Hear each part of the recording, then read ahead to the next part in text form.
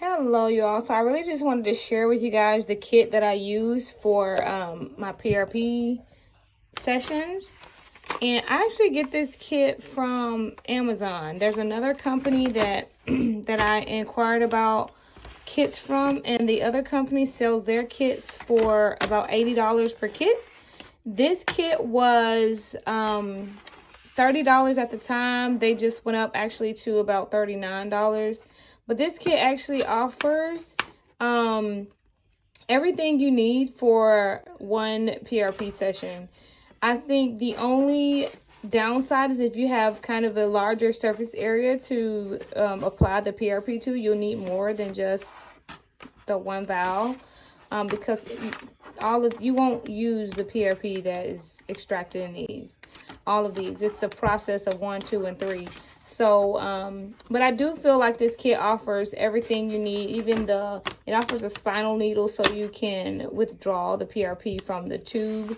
And yeah, this is the kit that I use. I get this off of Amazon. It's NHT Lab, and I think it's a really useful kit. You can very well order all of the supplies individually from your supplier like McKesson or Medline, but I think it's pretty cool to just buy a kit.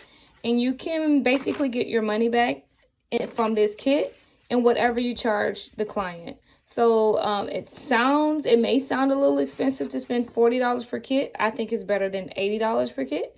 But you can also incorporate the price in whatever you charge the client. So yeah, this is the kit that I use for PRP. Hey guys, so this is the kit that I use, the tool that I use for microneedling. This is the Dr. Pen A6S microneedling pen. I really like it because it comes with a few different batteries.